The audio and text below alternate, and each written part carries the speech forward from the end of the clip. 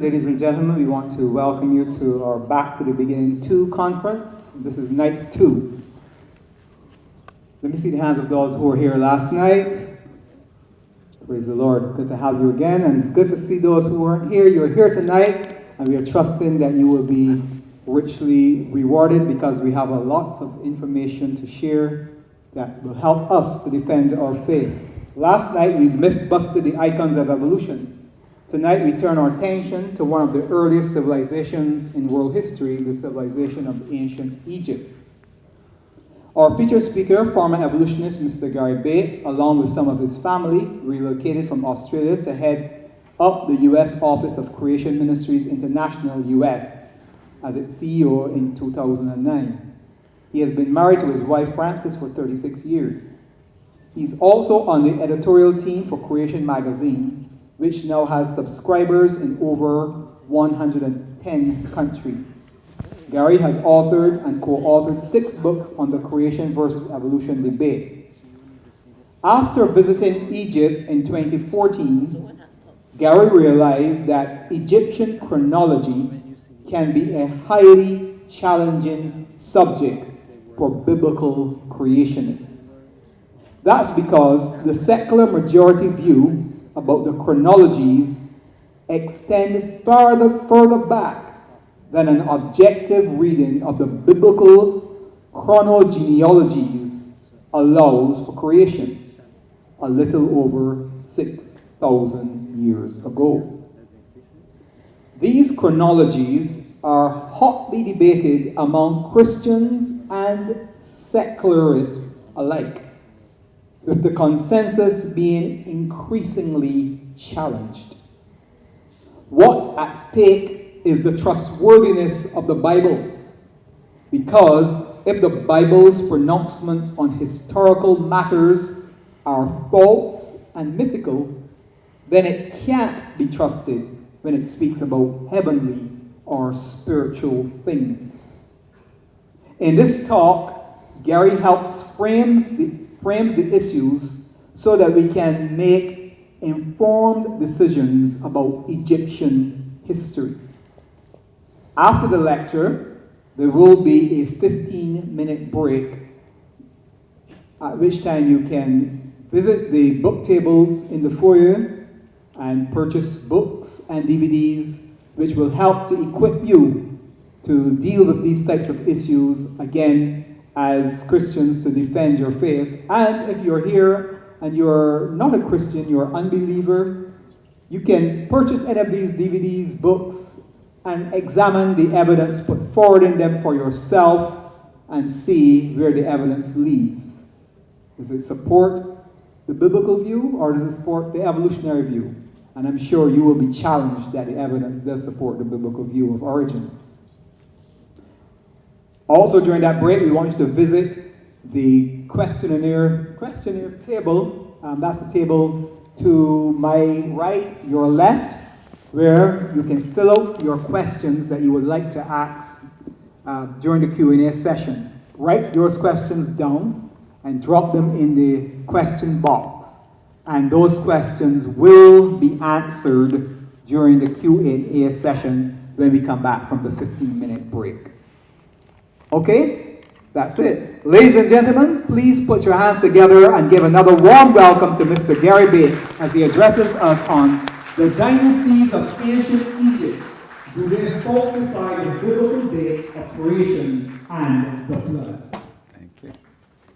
Thank you, Roger. Appreciate it. Well, you Bajans are very good because you applaud before you hear anything. All right, let me get rid of that one up there. Here we go. By the way, that's 2 of my daughters back in Australia taken at Steve Irwin Zoo. Remember Steve Irwin, the crocodile hunter? So when I live in America, they say, "Is that a real crocodile?" Believe it or not. No, that's actually our pet crocodile, Fang, and we used to keep him in our swimming pool. You believe anything. All right. Okay, I've got to get my mouse back onto my screen. I'm going the wrong way. Here we go. Okay. Well, that was a good introduction. I've saved about 10 minutes of my talk because of Roger's very comprehensive introduction, which I appreciate. If you weren't here last night, a bit of a recap. One of the most contentious issues for Christians, challenging issues for Christians when it comes to the authority of Scripture, is time.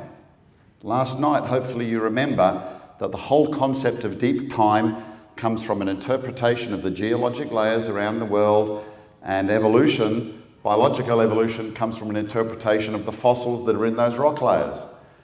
As biblical creationists, we have a different view of those facts, of that data, and that is the majority of it was laid down by Noah's flood.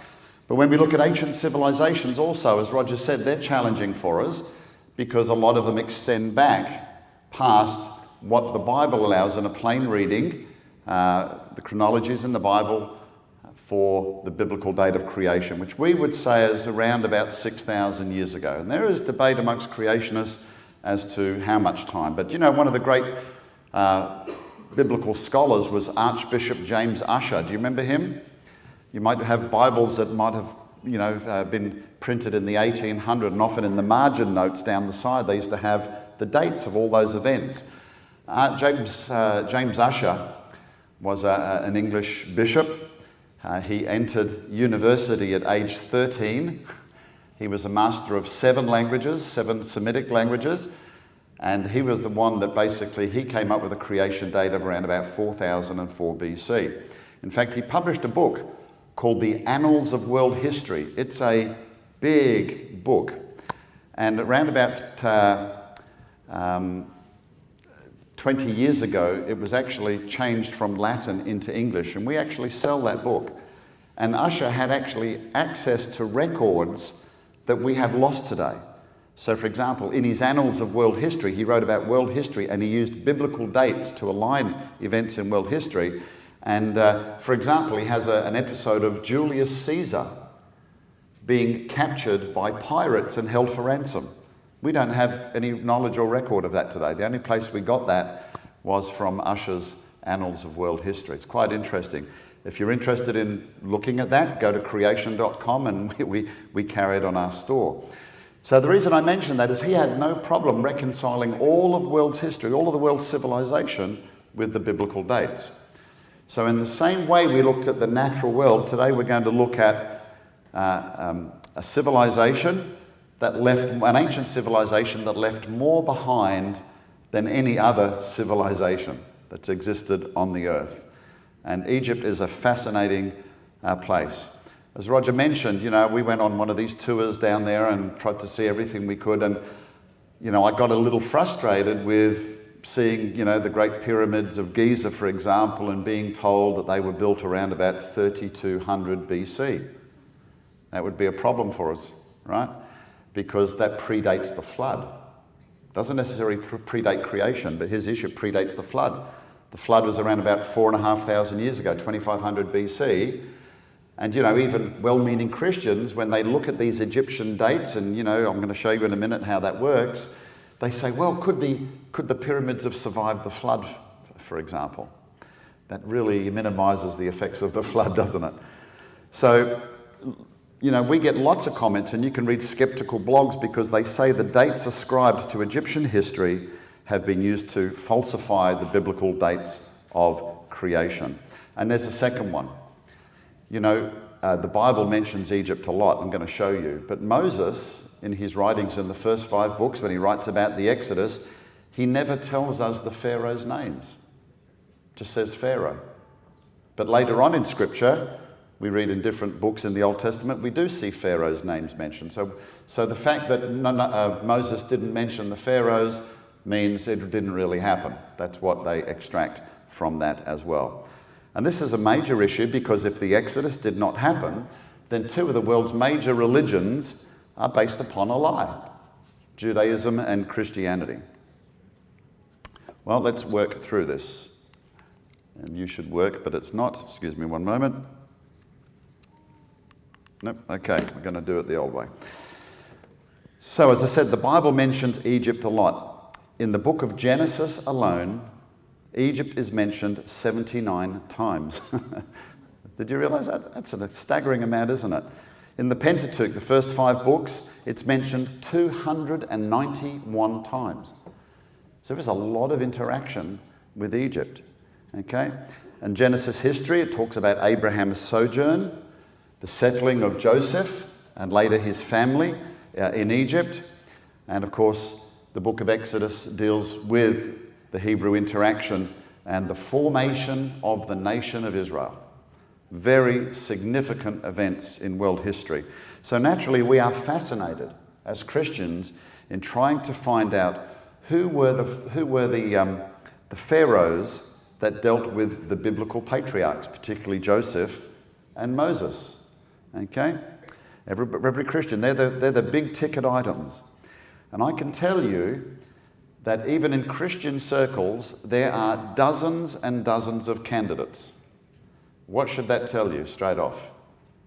It's very, very hard to solve, because if there are so many candidates with well-meaning, Bible-believing evangelical Christians coming up with different pharaohs, that shows you it's not that easy. If there are so many views, okay, it's difficult.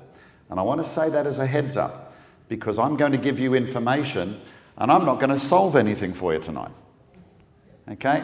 What I want you to do is to be aware of the type of information that we get from Egypt and how it's interpreted. So you should be cautious in listening to the secular dates, and I'm going to say you need to be cautious in listening to the Christian interpretations.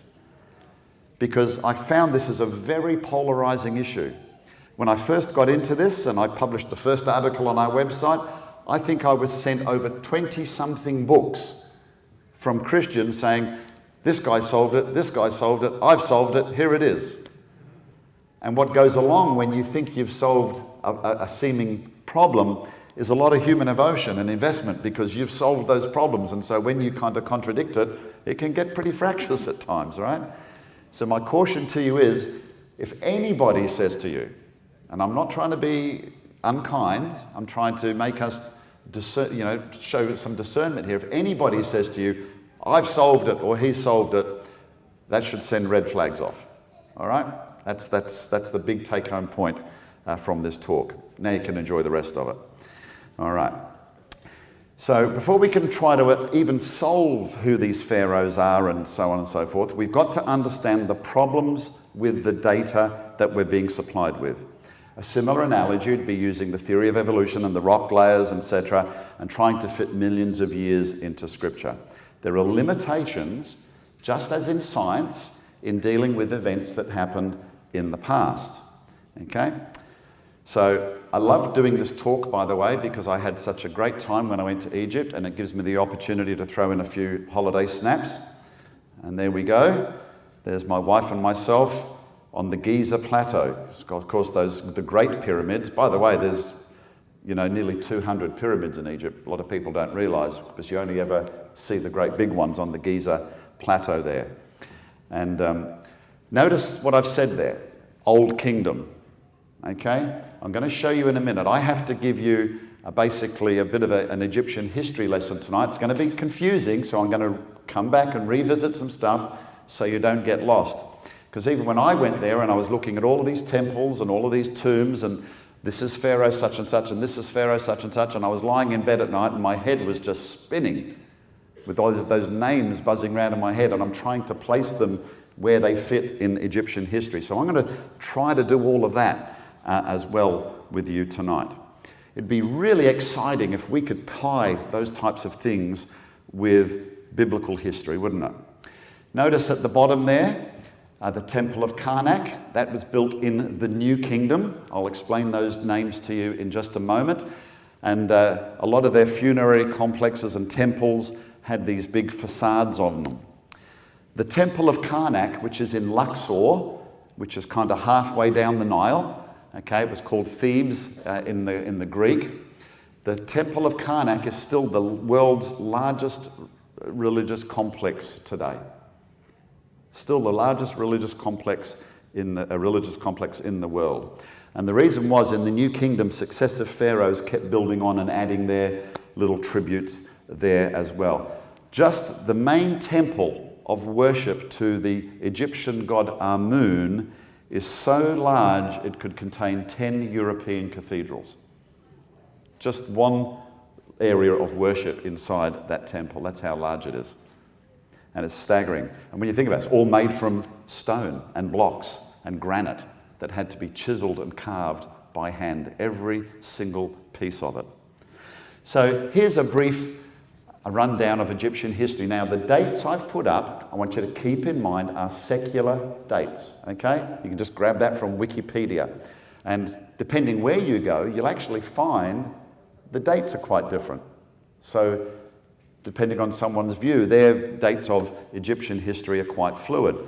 So we start off here around about 3200 BC with what's called a pre-dynastic or prehistoric period. And in that period, they had these kind of mythical gods. Some of them came down and became men. And then we had the Old Kingdom, and I showed you there the pyramids. The great pyramids of Giza there were built in the Old Kingdom. And then between the Old Kingdom and the Middle Kingdom, there's the first intermediate period, the Middle Kingdom, where we have a second intermediate period. Then we have a New Kingdom and a third intermediate period. And then you've got these other periods. And then here around about 525 BC, according to the secular dates, we have a Persian occupation of Egypt. The Persians came in, and it looks like they went out and then they came back again. And then here are the most well-known in recent times, well-documented, is the Ptolemaic or Greek occupation. You remember Alexander the Great conquered the known world. He conquered Egypt.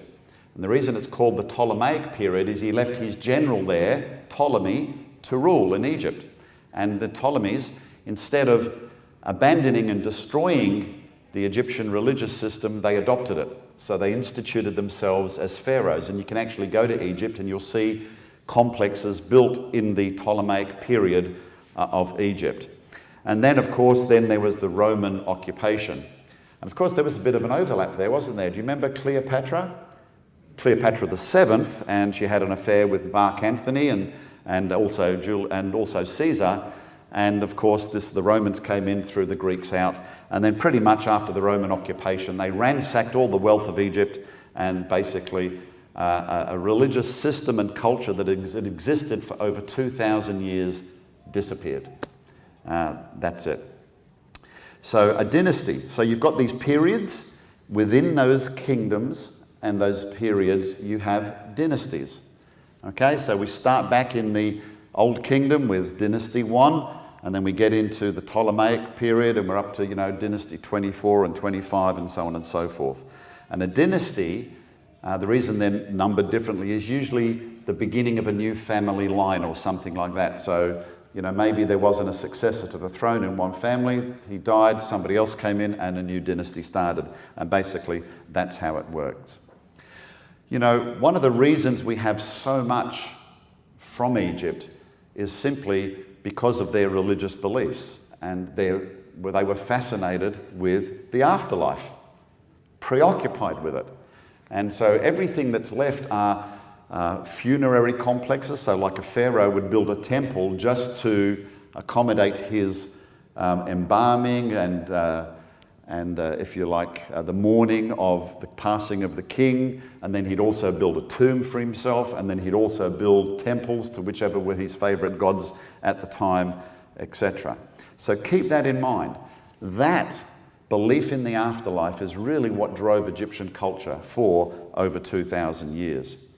And the pharaohs encouraged the idea that they were incarnations of the gods, or descended from the gods.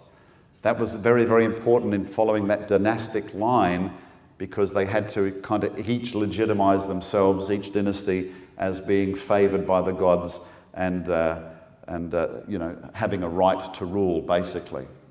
And here's what's interesting when I talk about their preoccupation with the afterlife. They believed that their images and their names had to exist in this world for them to exist in the afterlife. That's why they built so much. That's why we have so many rich drawings and carvings and engravings in Egypt. And one of the worst things you could ever do to somebody who had died would be to erase their image, scratch their or chisel their face off a tomb, because you would cease to cause them to exist in the next world. And of course, their names also had to exist. And I'm going to talk in a little moment about what hieroglyphics are, but their names needed to be spoken aloud in this world, they believed, for them to exist in the next world. And as I said, it was this belief that drove them to build on a massive scale. So again, keep in mind, because something at the end I'm going to share with you, most of what we have are dedicated to the pharaohs, to their gods, and their religious system. Very, very important. It would be like if the only thing that was left from us were the churches and temples that we built as well. And the other thing is a hot, dry climate ensured good preservation of it all, even papyrus scrolls, for example. So we've even got pieces of papyrus writings that are thousands of years old. It's quite amazing. In fact, did you realize that some of our earliest biblical manuscripts came from the same way? There's two family lines in Scripture. One of them is the Alexandrian texts, and some of those were recorded on papyrus as well. So here again, how the pharaohs lived on after death. You can see what I mean here. On the right-hand side, there are statues of Queen Hatshepsut at her complex at a place called Deir el-Bahari in Luxor. She was New Kingdom, 18th dynasty. The 18th dynasty was the first dynasty in the New Kingdom. Ramses III, he's presenting a gift to the god of Anubis. Anubis is the god of mummification at his funerary complex at Medinet Hapu. He was 20th dynasty. And see how they engraved deeply into the stone there. Now, can you just notice, by the way, a bit of colour here? Where are we? Can you see the colour? One of the things we don't realise, most of this is limestone and sandstone, it was all painted. Every bit of it. And I'd love to have a time machine and go back to see all the bright, vivid colours. And in fact, some of the complexes where there are roofs, you can actually look under the roofs and some of the colour has remained. It is quite staggering, not only what they built, but the fact it was all painted. Now Hatshepsut, you can see how she's preserved her image, as has Ramses III. Hatshepsut put a false beard on. There's some argument, some people think she was the first female pharaoh, etc. But what's interesting, some people, and I'm inclined to kind of go along with this, believe that Hatshepsut was actually the pharaoh's daughter who pulled Moses out of the Nile. It's interesting. Keep that in mind. She was actually a great queen. She was one of the first pharaohs to kind of do business with foreign powers. When you go to her temple, she has recorded her trip to the land of Punt, which they think was Sudan, and she exchanged, precious stones and gold for spices and all sorts of stuff, and even brought back trees, and the trees, the little stubs of them are still planted in the front of her temple there. Now, we're talking here, according to secular dates, about 1800 BC, right? Now, I think, so you know, when we talk about the dates, we've got to find, to fit in with the biblical dates, we've got to revise Egyptian chronology down by about 600 to 700 years. I don't think it can occur in the New Kingdom, all right? So I think the New Kingdom dates are maybe out by a few tens of years at the most, but you can't condense them, in my belief, hundreds there. She reigned, actually, what happened is she reigned as a co-regent with her stepson, a pharaoh by the name of Tutmosis III. Some of you may have heard of him. After Ramses II, the Hollywood Ramses of the Exodus, Ramses the Great, he was probably the most famous pharaoh because they called him the Napoleon of Egypt. He was the first one to actually expand Egypt's borders beyond the land of North Africa. He went into what is now the Middle East and even the biblical lands, and he set up vassal states there, etc. And so she reigned as a co-regent with him, and then she reigned in her own right until Tutmosis came of age himself. Preserving their name of image. And so there's a couple of famous ones, the Colossi of Memnon, depicting Amenhotep III. Look at the size of them. I mean, some of these things are just staggering in their scale. And when I mentioned that their names had to exist, this is how they did it. what you're looking there, that oval symbol, that's called a cartouche. A cartouche was an oval emblem that would record the name of the pharaoh. And I'm going to show you, one of the problems is they just didn't have one name. So Egyptian glyphs are divided into two groups. There's phonograms, which are glyphs that represent sounds, and ideograms, which represent objects or ideas. And the Egyptians constructed these using a combination of the two types of glyphs. So you've got to use both phonograms and ideogram to determine the significance of a word or a phrase. They're kind of a way of making you pronounce or say it out phonetically aloud. And that was the idea, to make you do it, so their image would be preserved in this life, for example. So the problem with Egyptian histories, as I said, they have even a proto-dynasty that goes back to about 5000 BC. And the first Egyptian pharaoh, they believe, according to secular ideas, was King Nama, or Menes in Greek, at around about 3400 BC. And that you're looking at there is called the Nama palette. And I don't know if you can see it, but notice the little hat that he's wearing. That's significant. That's what tells us he was a pharaoh. Okay. So reconciling the biblical dates with Egyptian dates. As I said, the accepted Egyptian dates contradict the biblical dates for creation, around about 4000 BC, the flood 2500 BC. And as I said, people say, could the pyramids have survived the flood? Well, it's interesting because most of what you see there and constructed in Egypt from blocks is made of limestone. Does anybody know how limestone is formed? It's underwater. So the pyramids actually exist because of the flood. In fact, 40%, you can look this up on a secular website, the fossil shells and little marine organisms that constitute the limestone that built most of ancient Egypt contain up to 40% by volume of fossilized remains. That's a lot of fossilized remains, isn't it? So the pyramids didn't survive the flood, they exist because of the flood. Limestone is a rock that is basically formed underwater. So how reliable are these Egyptian dates? Now here's the big confusion. So if you take King Khufu here, he's the one that built the Great Pyramid of Giza, known as Cheops in Greek. You see those dates next to it. And they're saying, well, he lived around about 2589, was born then and died out 2566. So when you see those dates, they're called a regnal date. We think about some of the monarchs that are alive today. We see regnal dates next to them.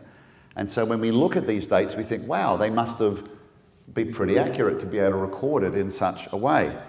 So we see a convention that's used today has been then extrapolated backwards to be used for these kings. Those regnal years are a modern convention. The simple fact is, pharaohs and ancient cultures didn't record dates in that way. We recorded them in that way. How can we do that? Well, we can't.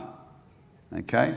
So, you might say, for example, the British Queen Victoria lived from 1819 to 1901. How do we know that? We've got accurate records. It didn't happen that long ago. That's how we can do it. But you can't do it in the same way as you did with Egypt. Here's Tutmosis III, who I mentioned before, New Kingdom, first dynasty of the New Kingdom, the 18th dynasty. See when they say that he lived? See, what they recorded was, Pharaoh A lived so many years and he died, and then maybe sometimes, or maybe there was a gap, and then Pharaoh B came into power and he lived for so many years and then he died. That's how they basically recorded the lives of their monarchs. So at some stage when you do that, you've got to have a point in history that you know is accurate. You've got to know when this Pharaoh lived and that the date is accurate. You've got to have a fixed point so that you can work backwards and forwards, right? That's the problem. We don't really have any good fixed dates. People think that they do. I'm going to show you where these dates come from. So just to recap again, okay, in case I've lost you already, okay, you can see the kingdom periods. okay, and the intermediate periods in between. The intermediate periods are usually periods where Egypt was in disarray. Maybe there were foreign invaders in. They believed that the first intermediate period, some people claim that when Khufu and his sons built the Great Pyramids of Giza, it bankrupted the nation and it went into a period of decline until the Middle Kingdom and so on. And I want to make a point here. So when we work backwards, it's reasonable to assume that we know the Roman dates are pretty accurate. I mean, Christ lived at the time of, Roman occupation of Israel, for example. So we presume that the Roman dates of occupation are fairly accurate. We got pretty good records of Alexander's time and the Ptolemies. There's a little bit of, should we say, not accurate information about the Persian period. But when we get to this New Kingdom period here, okay, this was the wealthiest time of Egypt in all of its history. It's called the Golden Age of Egypt. And the reason is because, see, in the old days, right even in the first and second dynasties, they used to bury their pharaohs in things called mastabas. And you can see they're like the mud bricks or stone bricks piled on top of one another. They're basically just like a big flat roof that covered the tunnels that were underneath. That was how they originally did it. In fact, the first pyramid was this one, the stepped pyramid of King Joseph. Okay? And you can see, essentially, the reason it's called a stepped pyramid is because it's like one mastaba on top of another. Can you see that? And they've made it smaller. And then, of course, that then gave them the idea to build the more steep inclined pyramids. You can still look at that one. It's quite fascinating. Doesn't look all that impressive, but you see that little array of tunnels underneath? That really doesn't do it justice. There are 2 miles of tunnels underneath that pyramid. Why? Well, they went from mastabas, which were pretty easy to rob, to building something more complex, but they still got robbed. Even the great pyramids on the Giza Plateau were robbed as well. So in the New Kingdom, they went to building tombs in the sides of hills, the Valley of the Kings. Have you heard of that? That's in Luxor. And a lot of people believe it's because there's a little peak there that resembles a pyramid, and they would tunnel into these sides of mountains, or the hills, and they'd have passages going everywhere, and then they would seal the entrance. They actually had a little city nearby to contain the workers, because pretty much once you did that for a living, you were not going to leave and do anything else. Why would that be? Well, because you know the location of the tombs, right? They even had their own police force there in the Valley of the Kings to avoid them being robbed. But I want you to look at those photos. And I want you to think about the hardest material they had to chisel with was copper. And when you go into those tunnels, they were chiseled out by hand. What about the light? Burning oil lamps, acrid smoke. Some of these tunnels are 300 feet long into the side of mountains. So you've got thousands of workers chiseling away, dust, burning oil lamps, and then what about all the rubble? You're going to have hundreds of more guys picking it up in baskets and ferrying it out. Can you imagine what the conditions would have been like in there? And yet when you go into those tunnels there, the walls are just like the walls on your houses, plastered and smooth. And then they were painted over.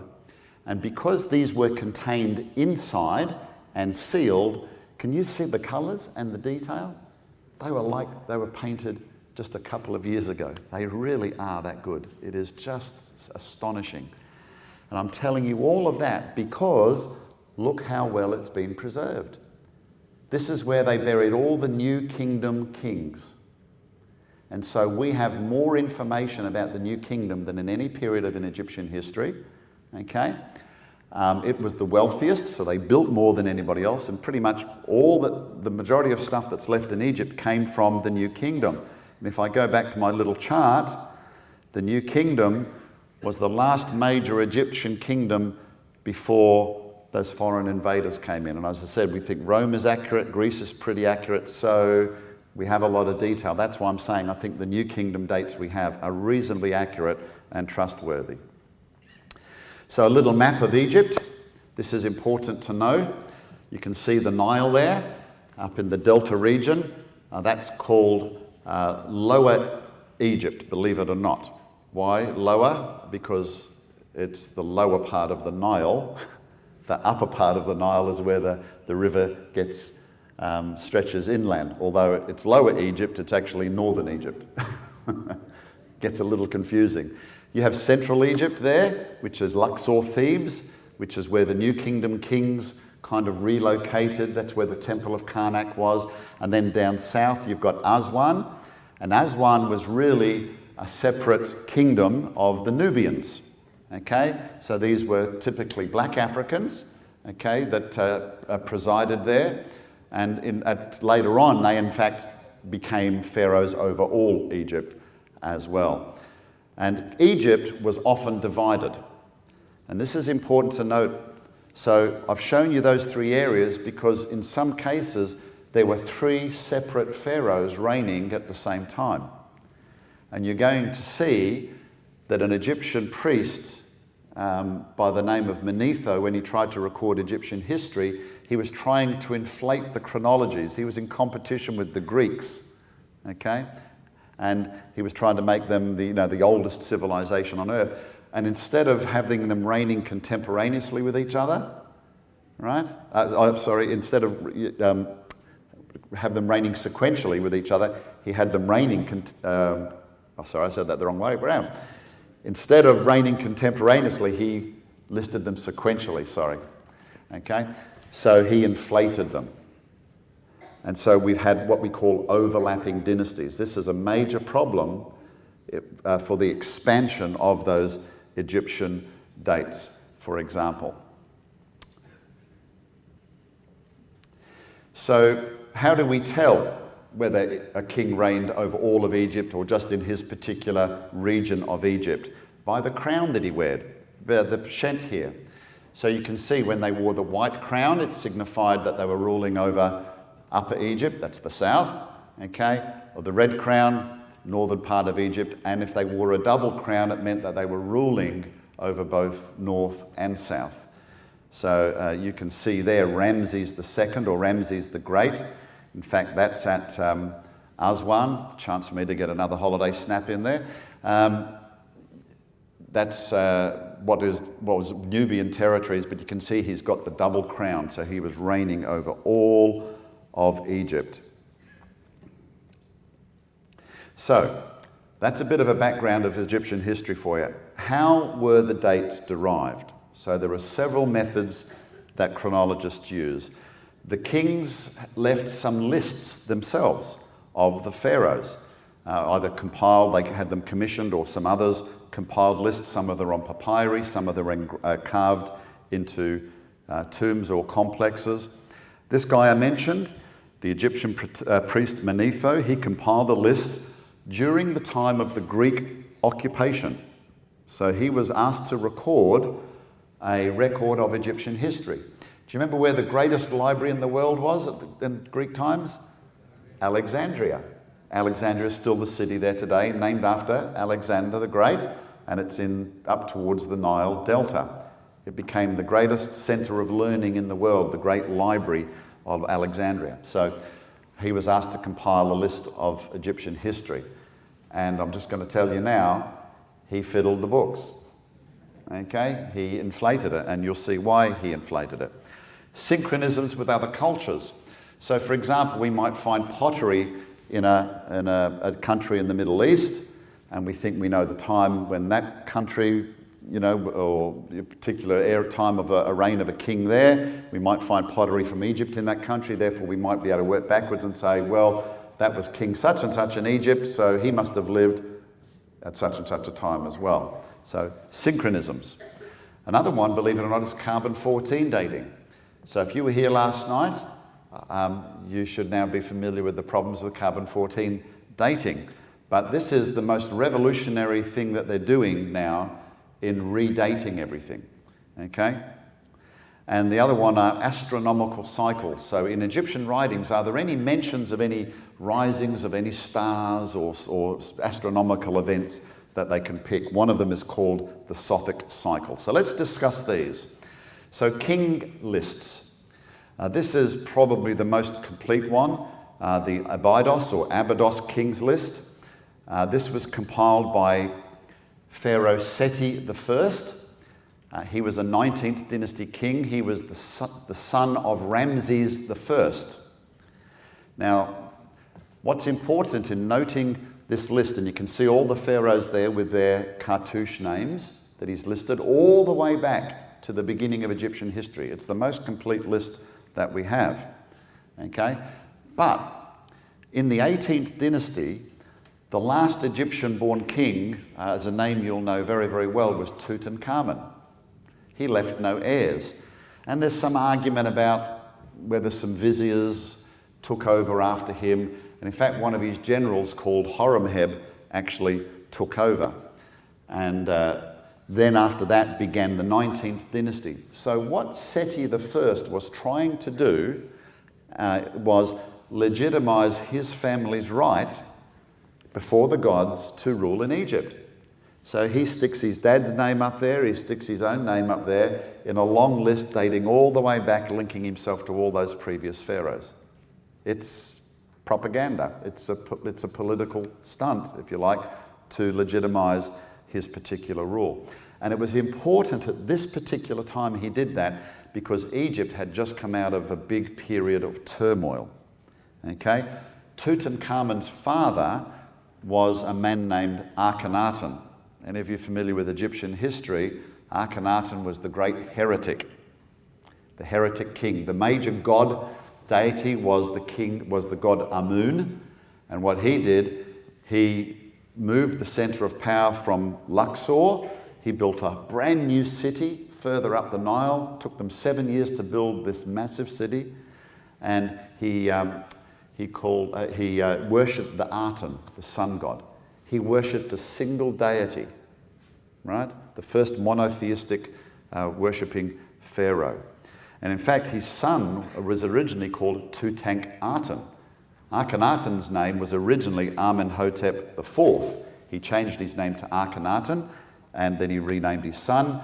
But after he died, the priests got to Tutankhaten, got him to change his name back to Tutankhamun.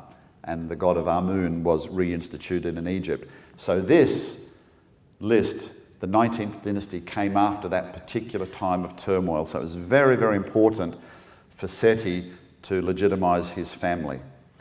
And so what happened, it's inaccurate, because as a result of the turmoil that happened, he did not record Akhenaten in the list, he didn't record Tutankhamun, or possibly those viziers who ruled after Tutankhamun, nor did he recognize Hatshepsut's rule earlier on in the 18th dynasty. So that's what we call memory washing. There's a term for it, amnatio memoriae, okay? And it was done for political purposes. He erased the memory of some pharaohs that lived before him. So I mentioned those two first dynasties of the New Kingdom, the 18th and the 19th dynasty. And you can see them there. If we go down, Ahmose first was the first one. We go down, Tutmosis II there, see him number 4? Well, his wife was Hatshepsut. And then she ended up reigning, and then Tutmosis III reigned, and then you see Amenhotep II. And you can go along there and you'll see that we have, Akhenaten in there. And I just realized, there you go down, you've got Tutankhamun was the last one, and then you have those couple of non-family pharaohs reigning, Ai and Horemheb. And then the beginning of the 19th dynasty, Ramses I, and there's Seti I who constructed the king's list at Abydos.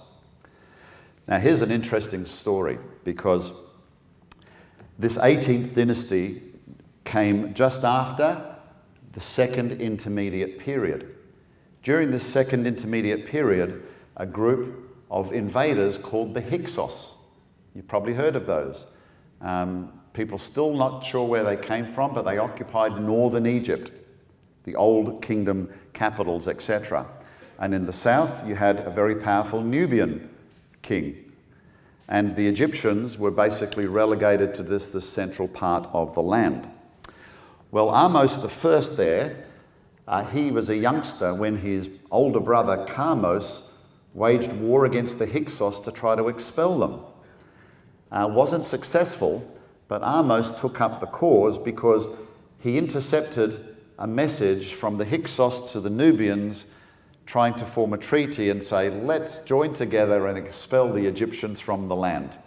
So they basically said, we better rise up, otherwise we're going to be extinguished.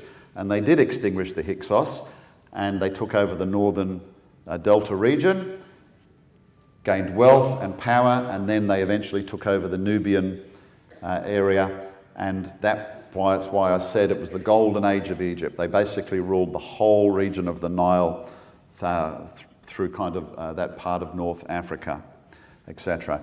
Nubia was where all the wealth was too. It's where the gold mines are and lots of mines for precious metals and so on. And they also had the granite mines. When you go to Aswan, there are these granite quarries. You can still see them today and see how they chiseled out massive blocks of granite to build these huge, great spires that they built, these obelisks there, etc. All right, so a revision again. Hanging in there with me? Okay. Takes years for people to learn this. You're getting it in one night. Okay. So here's the heretic king, Akhenaten, and his famous wife. You've all heard of her? Okay. Nefertiti, who was... we've got a bust of her, which I'll show you in a minute, the absolutely beautiful one. Her name means the beauties of Aten, or the beautiful one has come. Akhenaten. You can see how now they're depicting themselves. All the pharaohs, through over a couple of thousand years, they basically kept the same artwork. They always depicted themselves, standing, their facial features were the same. Some of them where they're coloured, where the murals have been painted. Certainly they were not what you would call white or black. In fact, throughout all those ancient Egyptian dynasties, there were pharaohs of what you might call today, which of course I mentioned last night, I don't like, of different races. And in fact, I don't think they were actually very prejudiced or racist based upon what you might call colour, but what they were prejudiced against was foreigners. If you were born in the land of Egypt, you're fine, because guess what? You were blessed of the gods. But if you're from outside, you are not blessed of the gods. You're an infidel, you're a heretic. And so they really did discriminate against foreigners. That's the one thing that they did do. But notice the different style of artwork. Here he is. See the Aten there, the sun god? And they're basking in the rays of the Aten. They got rid of all the other gods. They worshipped a single deity. And here he is. They've got their fat belly and he's kissing the children. I mean, no pharaoh ever depicted himself like that, before or after. All right? Now, I'm giving you little pieces along the way here. A lot of this is going to make sense at the end. There is a statue of him that's in the Egyptian Museum, and you can see his facial features are quite different. What's interesting, people have said that his features represent a genetic disease. And did you know that the pharaohs, and when I talked about the dynasties, they intermarried? They married their brothers and sisters because they believed that they were keeping their royal line pure, and it caused them a lot of problems. We now know that because, particularly in the New Kingdom, we've got most of their mummies sitting in the Egyptian Museum, and with modern technology they can extract DNA from them. And a lot of them had lots of genetic diseases. Hatshepsut, for example, had osteoporosis. It looks like she had jaw cancer when she died, and so on and so forth. So when he pictures his face quite differently there, some have suggested that he's got a genetic disease from basically inbreeding too closely. There are other various lists. I won't spend time on them, but you can see from the picture they are just fragments. This one's called the Turin King list because it's in the Turin Museum in Italy. It's written on the back of a tax scroll. That's strange. Why would you write something that important on a bit of second-hand papyrus, basically? Okay, and you can see there are fragments. Apparently it comes from the time of Ramses II. There's the Karnak Kings list. We know it's inaccurate. It's out of sequence, right? It's all over the place. So this is it, ladies and gentlemen. These are the lists. That's it. The most accurate one, the most complete one, I say, is the Barbados list. The Saqqara tablet, 47 out of 58 cartouches can be read, and they're also out of order, and they've also omitted pharaohs that we know existed as well. So that's the best we've got. That's the best we've got of actual sequential lists that have been written that come from Egypt, etc. Ramses II, by the way, who commissioned that, called Ramses the Great, he built more than any other pharaoh. And he didn't seem to have a lot of respect for his ancestors, because when you go into some of the temples that preceded him, he built over the top of them. Remember I said it was kind of sacrilege to erase somebody's name because you would cease to cause them to exist in the next world? Well, he did that with kings who did nothing wrong. So that's another problem with trying to get accurate information. Others would come in, as I said, they would memory wash or build their cartouches over previous kings as well. One called the Palermo stone, again, only records the first of the 5th dynasties. And it doesn't look like it's an original, it's probably a copy of a copy. So as I said, that's it. In terms of lists, it's not a lot, is there? And yet, Egyptian history is presented to you, 1 all the way up to 27 dynasties, all lined up, all the dates next to it as if it's accurate. I mean, I could stop there, couldn't I? Because you can see that would be completely inaccurate. But the dates we actually have today come from one major source, and it is this man, Manetho. Okay, as I said, he lived in the 3rd century at the time when Egypt was ruled by the Ptolemies. Alexander had conquered most of the known world, etc. Now, he was trying to prove to the Greeks that the Egyptians were the most ancient civilization on the planet, and that's why I think he cooked the books. Okay. By the way, I'm not just saying, it's not little Joe Christian saying that. I'm going to show you that the secular chronologists recognise that as well. Others, like the Mesopotamians, Barbados, he was trying to do the same. So were the Greeks. There was a bit of a competition going on. Okay. So Manetho's writings, Egyptica, or the history of Egypt, he compiled Egypt into 37 dynasties, which form the basis of the Egyptian dynasties we have today. That's where it all comes from, ladies and gentlemen, his writings. But here's the problem. We don't have any original copies left. Okay, they were referred to by others. And he included those mythical pre-dynastic gods in his sequential list of dynasties. Okay, and the earliest surviving reference we have to it is in some of Josephus' writings. But Josephus even records Manetho to him admitting using nameless oral tradition. So even though he referred to it, he didn't think it was accurate as well. And Eusebius and Africanus, some of the famous writers, also used hodgepodge similes. So no other historians of the day actually believed that Manetho was accurate either. They believed that he was not being or playing with a straight deck, or as we'd say in Australia, playing with a straight bat. You understand that one, don't you? I'm in a country that understands it. Hooray, okay. So here's what the historian Syncellus said on Bacchorus and Manetho. Bacchorus was the Mesopotamian that was trying to construct a list of history for Mesopotamia, basically in competition with Manetho. So this is ancient writings. He lived around about 800 AD, and he wrote, "If one carefully examines the underlying chronological lists of events, one will have full confidence that the design of both is false, as both Berossus and Manetho, as I have said before, want to glorify each his own nation. Berossus the Chaldean, Manetho the Egyptian. One can only stand in amazement that they were not ashamed to place the beginning of their incredible story in each the same year." So the historians themselves don't recognise the validity, the accuracy of Manetho's writings.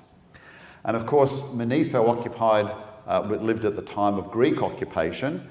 So, as I said, there was a problem because a lot of the names we use today, or we got from Manetho, are in Greek.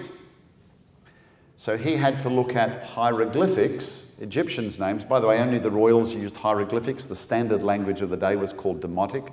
Okay? So we've got to take Manetho's Greek name of an Egyptian name and try to work out the transliteration. But then there was another problem because pharaohs didn't have one name. They could use up to 5 royal names, and then sometimes there were names within those names, and you can see them there, what they're called. Yeah, they had a Horus name, a throne name, a birth name. They were different. So not only when we look at the Greek of Manetho and try to say which pharaoh was he referring to, which is actually difficult, okay, we have to find out and figure out, which name was being used, because he could have used different names at the time as well. And all of that, of course, was written before the Rosetta Stone was discovered. The Rosetta Stone helped us, obviously, translate hieroglyphics. You remember what the Rosetta Stone was? It actually had 3 groups of text. It had Greek, it had Demotic, and it had hieroglyphics, and it was a royal proclamation, and from that they were able to work out and translate hieroglyphics finally. So how do we know which name he was actually referring to as well? Okay, so just to give you an example, let's go back to these well-known ones. The 3 pyramids are there. Khufu was the dad, Khafre was the son, Menkaure was the grandson. That's their Egyptian names. Their Greek names are Cheops, Khephren, and Mykineros. So a couple of them sound a little similar, but Cheops doesn't sound like Khufu, does it? See the problem? Father, son, and grandson. So it's going to be more difficult with obscure pharaohs. Okay, you've got an Egyptian hieroglyphic name, you've got to match it with Manetho's Greek names. So just to repeat. So again, just to show you that this is not make-believe by some Christian who's trying to make it all fit, this is James H. Breasted, American Egyptologist, one of the most famous Egyptologists ever known. You can see he was honoured in Time magazine. And he talked about Manetho's work, and he said it was a late and careless and critical compilation which can be proven wrong from the contemporary monuments in the vast majority of cases. What does he mean by contemporary monuments? Monuments we have today that we know and can look at actually show that Manetho's chronologies are wrong, where such monuments have survived.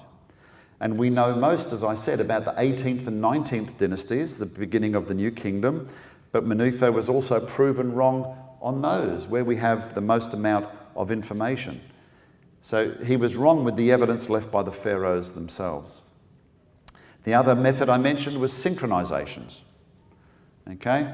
So is there pottery or some writings or something, etc. Now, do you remember I said Thutmose III was the Napoleon of Egypt? He'd extended the Egyptian Empire into the Middle East. And about 350 cuneiform clay tablets were found at Amarna. Tel Amarna was the new city that Akhenaten, the heretic, built. They covered a span of 30 years. So, for example, these states that Thutmose III set up, what he sometimes did is he would bring back leaders or the sons of leaders and kings from those states. He would train them in Egyptian ways and then put them back as surrogate leaders, basically doing his will. So here's one, King Ribhadda of the vassal state. He's writing to Amenhotep III. And he says, since your father's return from Sidon, from that time, the land has been joined to the Habaru. Okay? The Habaru, many people thought for a long, long time were, anybody know? What does it sound like? Hebrews. So here's a bit of an indication. If this is the case, and we can work out the date of King Ribhadda and the date of Amenhotep III, but of course that's a problem, isn't it? That's what we're saying. It's a problem to work out the exact dates. But it's clear then, if the Habaru are the Hebrews, that they have now left Egypt by this time. Isn't that interesting? There's a bit of a clue you can follow there. So here's the issue. Which date do we use? Do we use the Amenhotep date, secular date, to date the Middle Eastern date of King Ribhadda, or the other way round? Okay? So that's why sometimes they also look for scarabs and potteries, etc. So that gives you an example of how they try to look for synchronies. I mentioned carbon-14 was another method, and I said this is the most revolutionary. And just to show you that Egyptian dates are not fixed in stone, pardon the pun, okay, this is an article here where they had carbon dated some bone fragments and hair, I think it was, and they've just shortened the Old Kingdom dates by about 500 years, 400 years it is, in one fell swoop, just based on carbon-14. So how can they do that if they've got all these lists of kings that are accurate, they know the dates for? See the problems? And then there were astronomical fixes. So I mentioned, for example, the Sothic cycle. This is the most famous one, and the Sothic cycle is mentioned. It's basically the rising of the dog star Sirius in Egyptian records. It's mentioned 6 times, but it's never mentioned where it was cited from. Why is that a problem?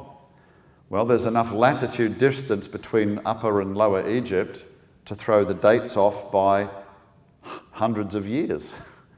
It depends where you cite it from to get a fix on it and where it appears in the night sky. So that's where all of that is the methods that they use to get dates from. And you can see, as I said at the beginning, how fluid it all is. It literally is not fixed in stone when you see those dates.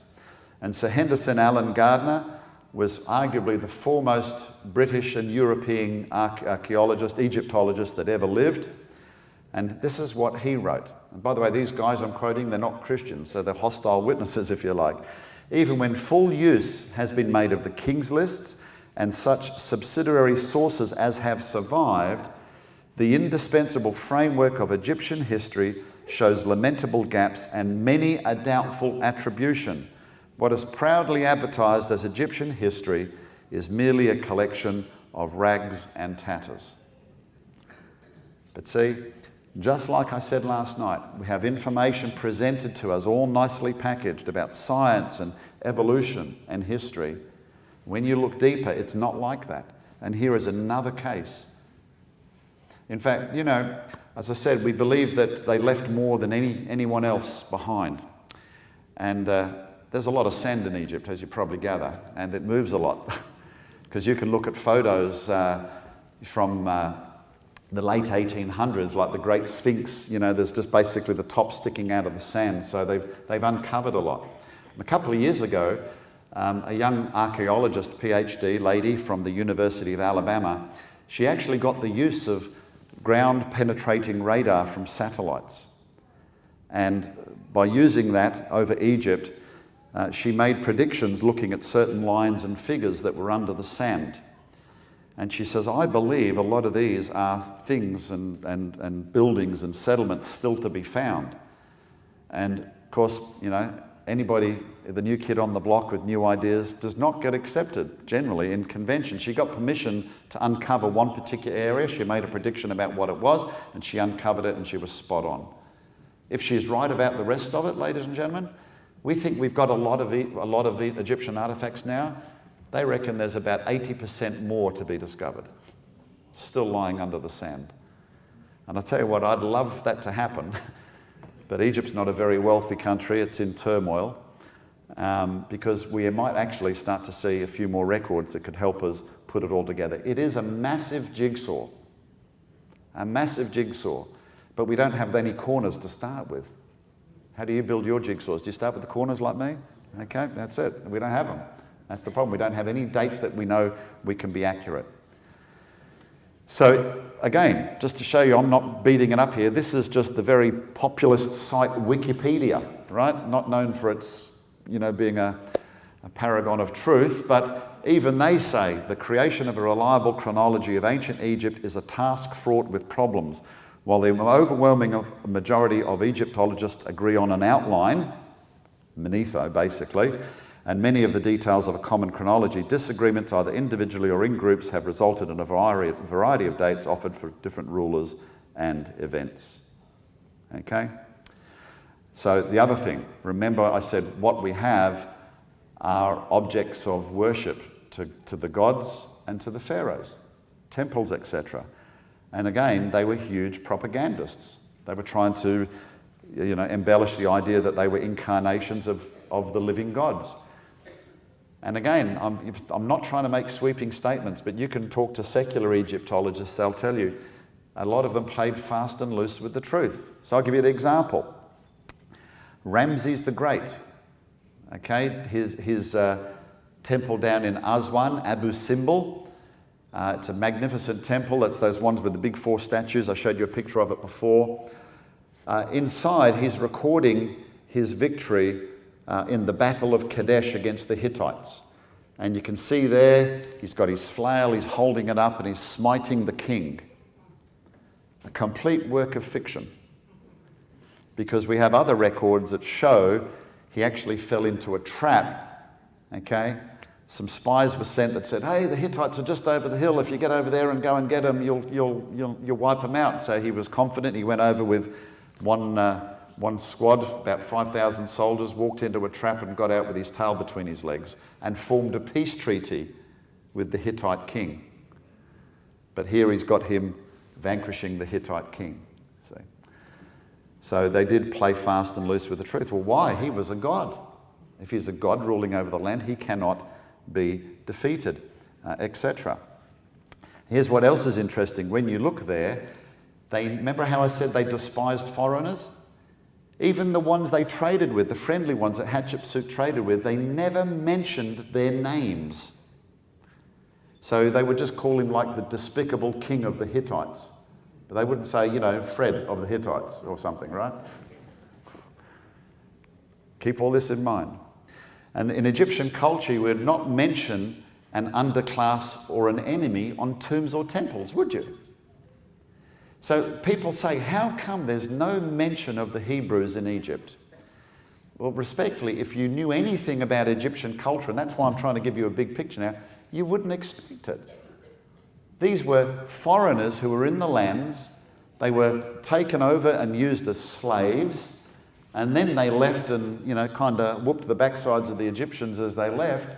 Would you expect any Egyptian king to record their names on temples or funerary complexes? Particularly when they despised foreigners so much. Why did they never mention their names in writings? Well, to mention their name was to cause them to live in the afterlife. You just wouldn't see it. And if you talk to any Egyptologist, even if and most of them don't believe that the Hebrews ever occupied Egypt, but even if you say, well, even if they did, would you expect to see their names there? They will tell you no. Just not going to happen. Okay? And to mention an enemy king, as I said, or a Hebrew, would be to give them life. Remember the hieroglyphics, phonogram, sounds, ideogram, pictures, etc. So, why didn't Moses mention Pharaoh's names? Well, firstly, the word Pharaoh actually means great house. It only came to be used to represent a king in the New Kingdom dynasties, sometime around the middle of the 18th dynasty. So it became to designate the Pharaoh, then his name. It was never actually used before then. So the standard practice of Tutmosis III, he left, remember he went into all these foreign states? So he conquered more lands than anybody else, never mentioned one of the kings at all by name. Never one of them. Brought back lots of bounty and treasure and everything else. The word Pharaoh, remember how many times I said Egypt is mentioned in the first 5 books? The word Pharaoh is mentioned 209 times in Genesis and Exodus alone. I think the Exodus happened sometime in the New Kingdom period. I'm going to tell you why in a moment. And if that's the case, the name Pharaoh was also designated with a name. But Moses didn't add them both together. Why? Well, Egyptologist Doug Petrovich writes this: Moses' practice of omitting Pharaoh's throne name next to the dynastic title Pharaoh followed the standard practice of the day in ancient Egypt. Not coincidentally, the site of his literary training. Was Moses raised as an Egyptian in Pharaoh's court? A skilled writer named Moses, born in Egypt, trained as a prince in all the ways of the royal court, there's the scripture reference for you, followed the standard practice of the day by leaving unnamed the foreign monarch who assumed the role of his dreaded enemy, his own nation, Israel. He just did to them what they did to everybody else. He didn't give him credit. It would have been the ultimate insult to them not to mention them. Because later on you can read, and if you're writing down, I'll give you the biblical passages. 1 Kings 11:40, 2 Chronicles 12:2, 2 Kings 19:9, Isaiah 37:9, Jeremiah 44:30, 2 Kings, I'll go on. The Pharaoh's names are mentioned. It's only Moses who didn't mention them. It's interesting. So you have to say he did it for a specific reason. That's the point I'm trying to make there. And I called Ramses II, Ramses the Great, the Hollywood Pharaoh. In Cecil B. DeMille's movies and everything else, that's the one they do. That's known as the late Exodus idea. Okay, according to the secular dates, around about 1303 to 1213 BC, it would have had to have been. Why do everybody think it's Ramses II? Well, Exodus 1:1 says they built for Pharaoh store cities, Pithom and Ramses. So that city got built, they believe, in Ramses' time. So, you know, a lot of even Christian scholars have said, well, it must have been him. The first Ramesside king did not exist until the 19th dynasty. Remember Ramses the one, then it was Seti the one, and so on. But there's a problem, okay? I'll show you why. Because regardless of whether you think about the long sojourn or short sojourn, just bear with me and try not to make that an argumentative point with me tonight. But in Genesis 47:11, possibly some 600 years before the first Ramesside king, the Bible says, Joseph settled, his father and his brothers gave them possession in the land of Egypt, in the best land, the land of Ramses, as Pharaoh's commanded. How can he be settling in the land of Ramses when the first Ramesside king doesn't exist until 600 years later? Well, I don't know if you're aware, but the Bibles we actually have today are copies of copies of copies. Okay? That doesn't mean they're inaccurate. In fact, it's another talk. You can statistically show that the Bibles we have today are entirely accurate. But human photocopiers called scribes are the ones that copied them. And what sometimes would happen is, particularly with name places, they would textually update it. Okay? So be careful. I'm not saying your Bibles you have today are not the words of God or accurate. But the name places change. Name places have changed even in our history. For example, I went to Istanbul a few years ago. But Istanbul used to be called Constantinople after Constantine. But before Constantine, it was called Byzantium, for example. So writers and recorders of the day would tend to make names contemporaneous with them. I mean, another example, and I still think this is legitimate and it's inspired, but of course you have in the Pentateuch Moses, who we believe is the first writer, but his death gets recorded. So I'm sure he didn't write about his own death, and obviously under the inspiration of God, someone else came in and wrote that. So I'm not suggesting that the name change is inspiration. That's been done by copyists, etc. But there's an area in Egypt called Avaris, or Avaris, which is the Greek. And that was the land that was occupied by the Hyksos. Remember the Hyksos got expelled? And Ramses II later came and built over part of and enlarged that area of Avaris, and it came to be called Ramses, the land of Ramses. Okay, it was quite near the Nile at the time. So obviously I believe what happened was, in fact, I think the Hebrews lived in Joseph's time under the initial rule of the Hyksos because they were foreign invaders in Egypt. They were the pharaohs that were friendly to the Hebrews, gave them land, and in fact there's excavations there. A famous archaeologist by the name of Marcus Betak has shown that a group of shepherders, he says, who seem to live under special status, lived in this particular land. It kind of fits the description of the Hebrews. Okay? And then it says, a pharaoh arose who did not know Joseph. Could that possibly be Amos who ejected the Hyksos from the land? Kind of interesting, isn't it? But here's the problem with the late Exodus idea. The Bible actually gives us the date of the Exodus. Trying to reconcile that date where it fits in Egyptian history is the problem. Here's the relevant scripture. Okay, 1 Kings 6:1, in the 480th year after the people of Israel came out of the land of Egypt, in the 4th year of Solomon's reign over Israel, in the month of Ziv, which is the 2nd month, he began to build the house of the Lord. It's pretty accurate. Okay, and most people believe, okay, that this takes place in around 1446 or 1445 BC. So now we've got to determine which pharaoh was around at 1445 BC. I've just shown you how difficult that is. See the problems? It's very, very difficult. Okay?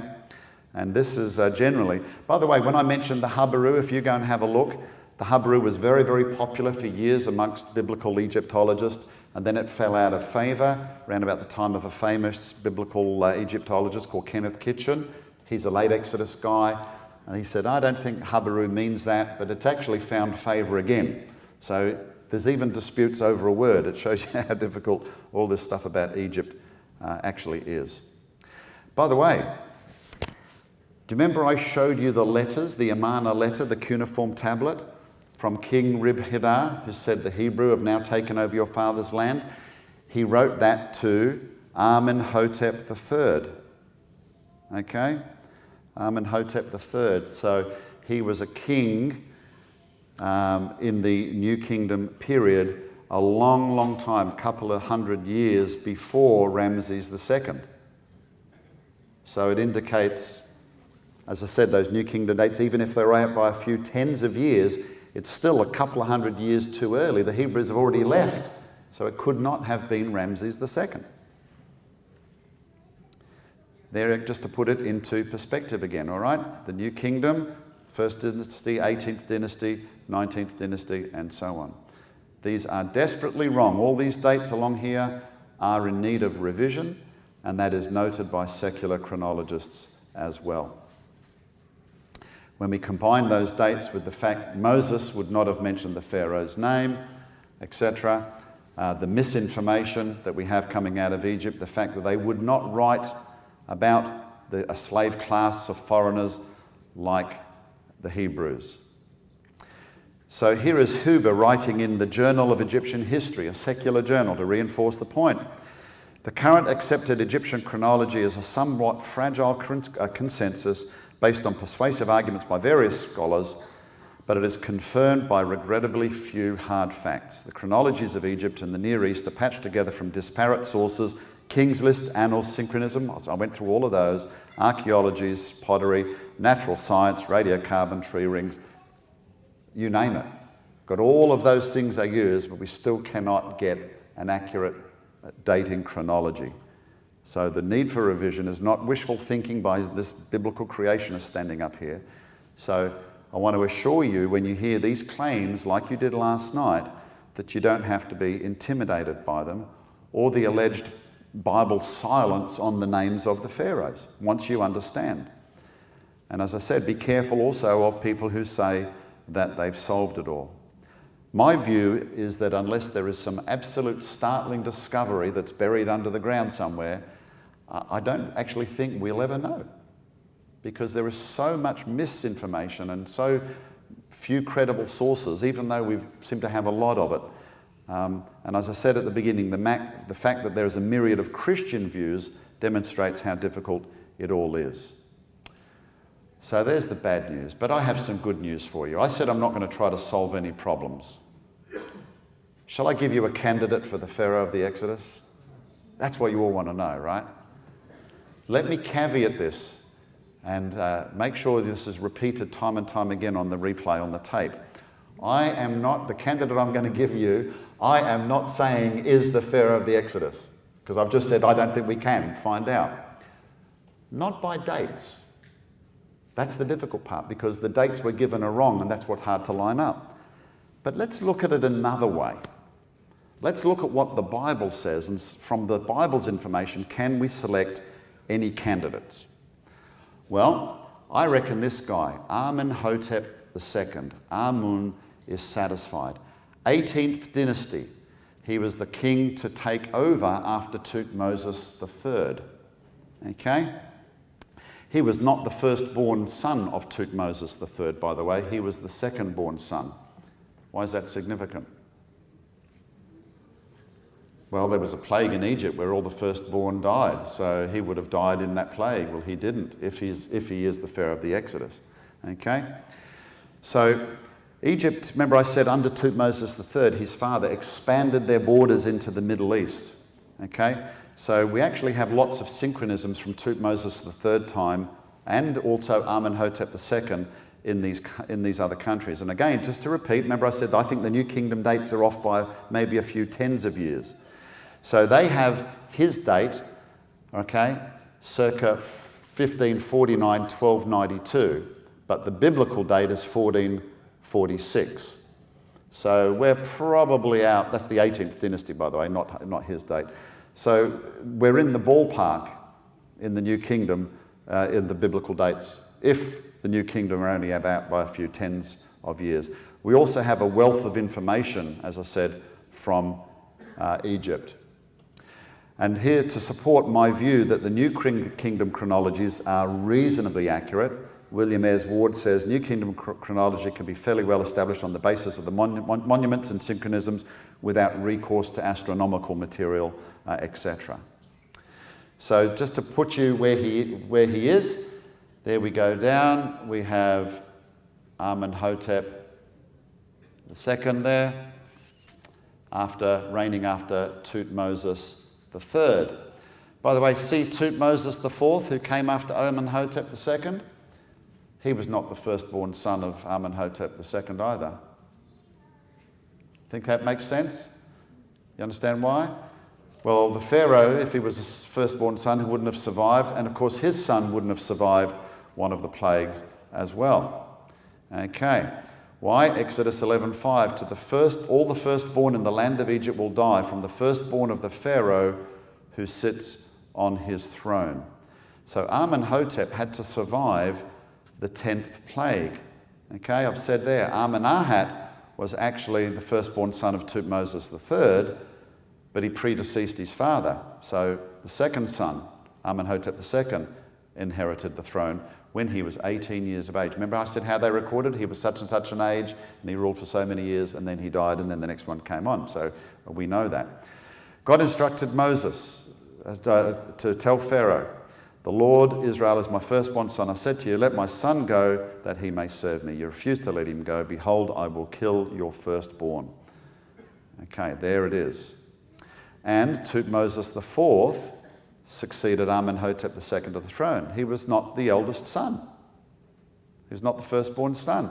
Why do we know? The dream stela between the paws of the great Sphinx told us that Prince Amenhotep, the king's son, was a priest of Ptah, and he died.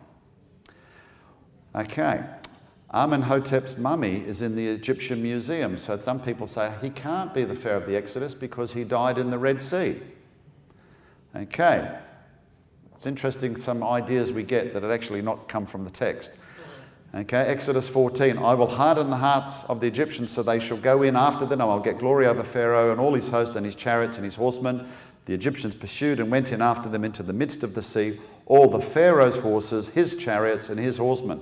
Does it say Pharaoh went in there anywhere? No. Some people like to mention Psalm 136, but he overthrew Pharaoh and his army in the Red Sea. The Hebrew verb there literally means he shook off. He shook off Pharaoh or brushed them away. It doesn't say that he died. So a common view is that the Pharaoh died in the Red Sea is not valid as well. Another bit of anecdotal evidence. I'm giving you little pieces here because we have to look for a candidate that fits the biblical text as well. Thutmose III, the Napoleon of Egypt, he led 17 military campaigns into all these other regions. Okay?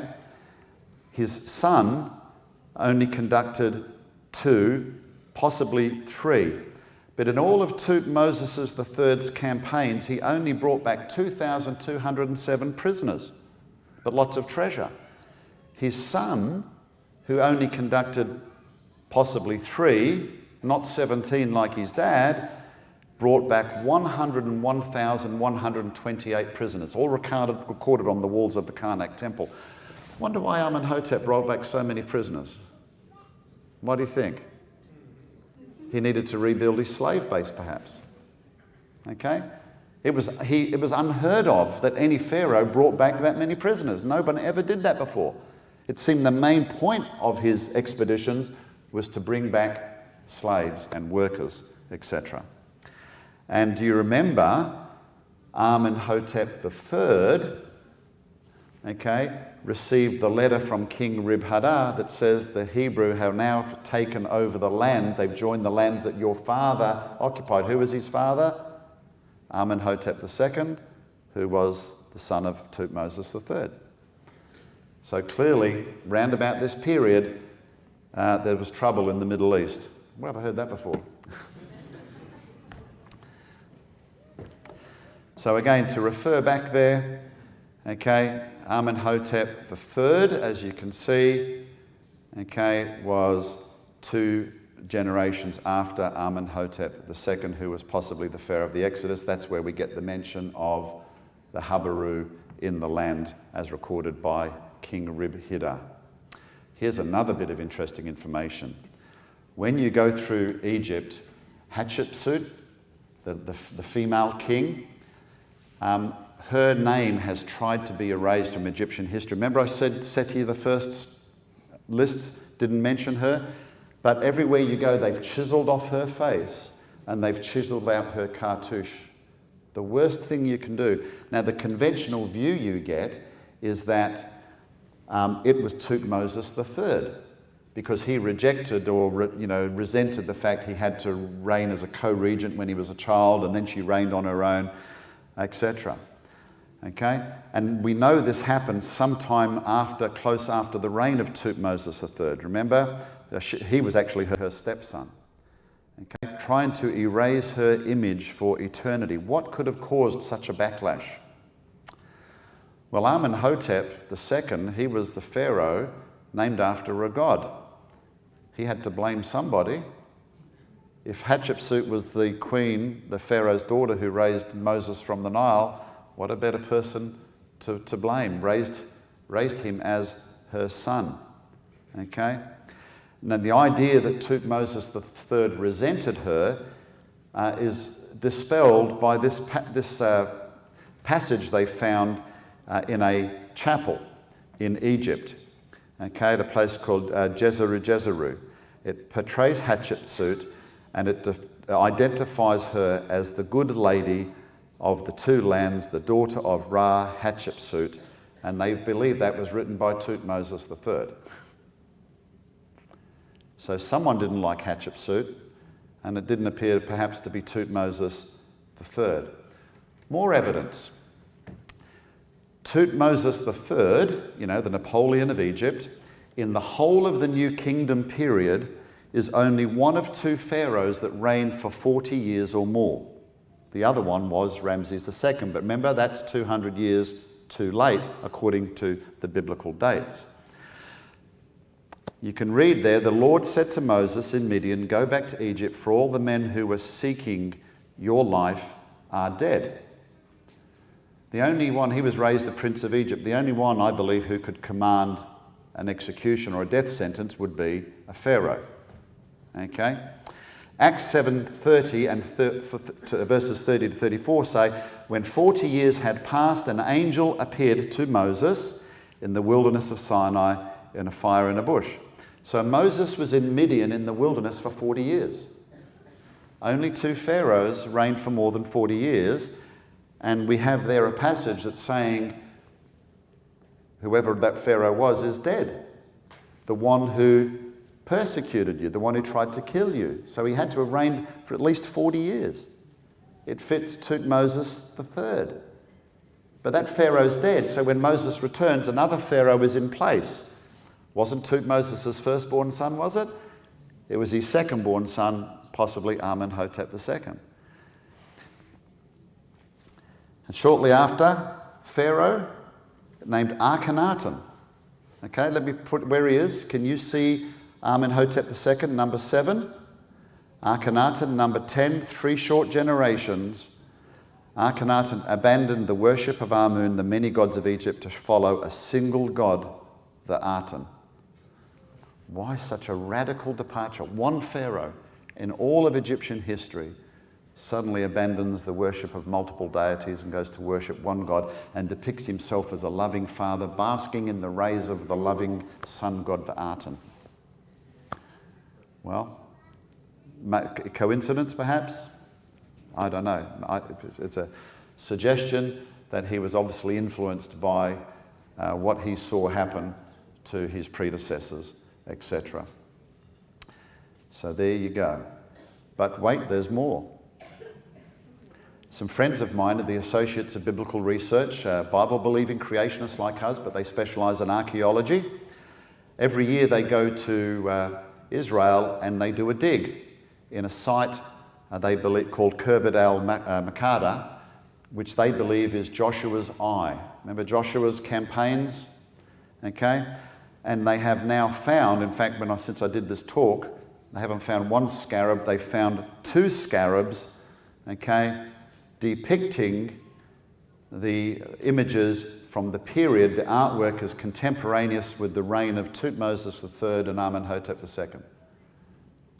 So the Exodus could not have occurred before Amenhotep or Thutmose III or Amenhotep II. At least have to have been after that. So we find a synchronism in one of these lands.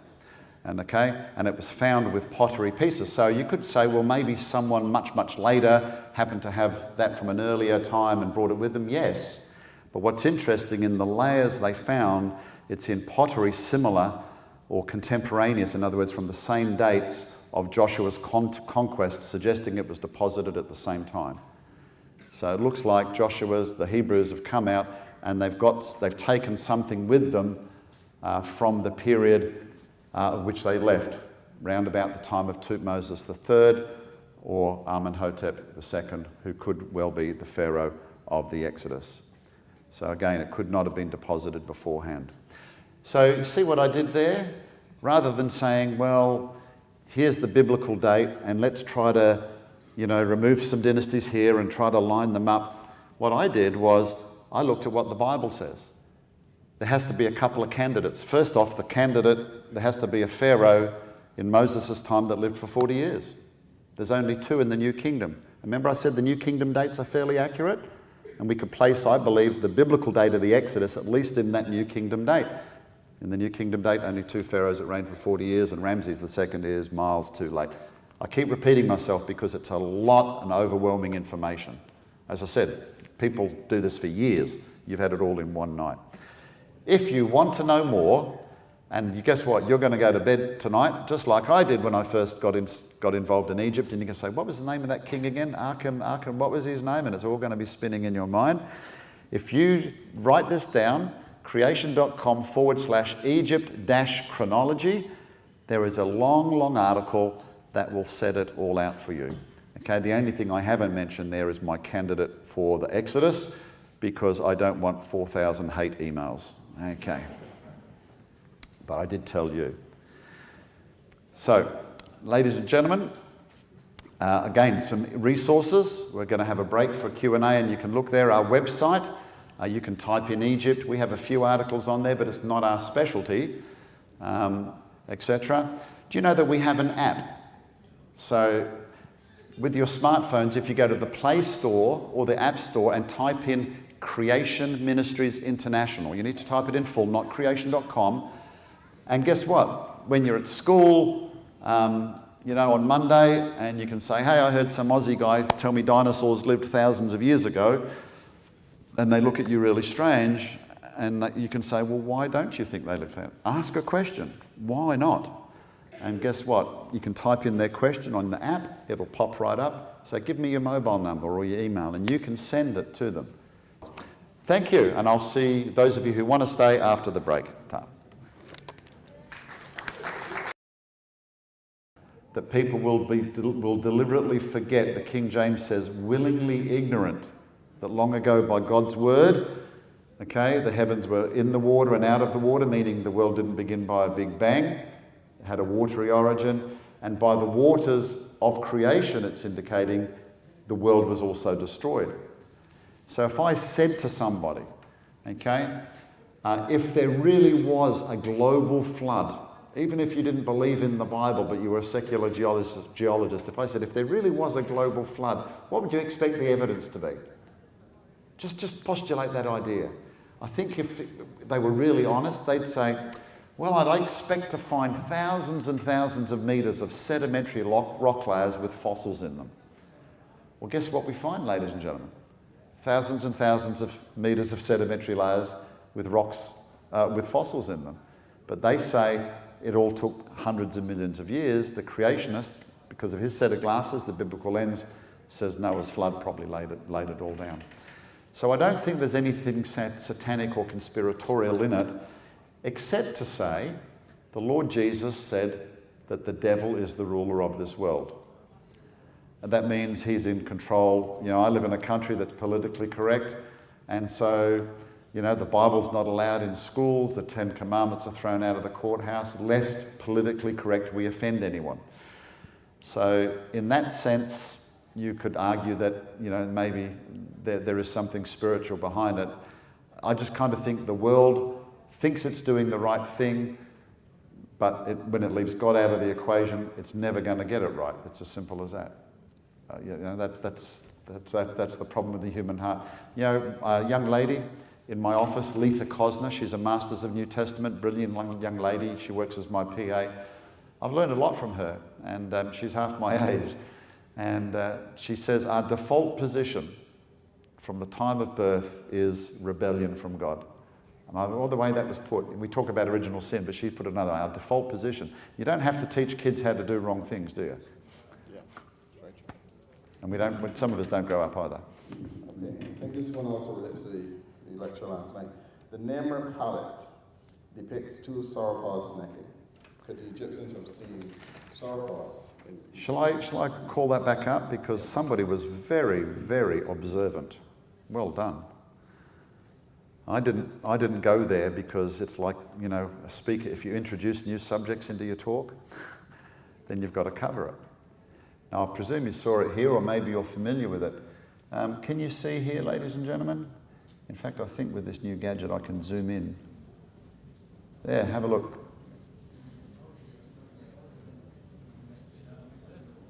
See that? Did you see those two necking sauropods? Remember I showed you last night Bishop Bell's brass behemoths with dinosaurs necking. Yeah, I think you could be right. I think that's exactly possibly what they could be. There they are.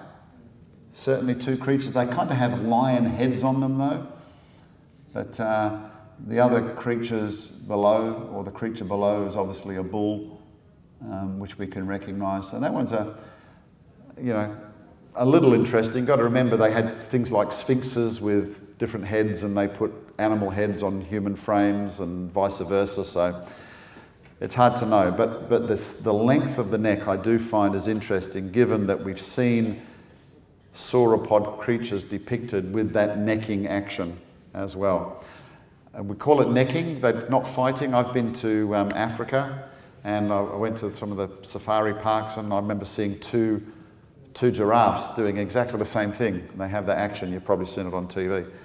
So when you've got a long neck, it seems to be either a weapon or something you play with. Use your neck. It's really sticking your neck out. Ziggurats are found all over the world and resemble the pyramids. Why are they so common in diverse cultures all over the world, from the Americas to the Middle East to Asia? Is it possible that the Tower of Babel was a ziggurat, and when the people dispersed, they took their knowledge with them? You answered the question. I think so, yeah. I think we don't have any evidence of what the Tower of Babel was, but if you're going to build a really, really tall tower, unless you've got really good scaffolding, you're not going to be able to build it straight up. And so in the ancient world, anything that we see that was built to be tall was kind of stepped, or what we might call pyramid shaped. And we do see lots of pyramid shapes or ziggurats through Central America and South America as well. So yeah, could well have been passed on after, through knowledge, people spreading around the world, and it didn't take that long for people to spread either. So that's another area of creation research, so we can see that it happened very, very quickly. Okay, as we continue, do you have any clues on the construction of the pyramids and the time period of their construction? Did giants play a part? No, no giants nor aliens. Okay. Be careful of reading about giants in the Bible. I won't get into that, it's another section, but if you grab my book Alien Intrusion, there's a whole chapter on the back on who were the sons of God in Genesis 6 and the different views. So I'm not a giant advocate, and I know that's very popular in Christian circles. But how were the pyramids constructed? You know, it's amazing, it's still a mystery to this day. I was saying to Roger in the car when I went to Egypt, down in Aswan, where I said the granite quarries are, we have these massive long obelisks. You can see how they were cut. We don't even know how they managed to stand those up straight. Because the one that Hatshepsut built, she had two of them in front of the Temple of Karnak. I think they're 70 feet high. And if you try to tilt and lift, they break. The granite's not perfect. They tried to make it perfect, not look for flaws or cracks. And I've seen documentaries where people have, even now, saying, how did they stand these things up without breaking them? We still can't figure it out. So when you get to something like the pyramids, it becomes even more of a mystery. And you've had ideas like the ramp theory, okay? Doesn't work.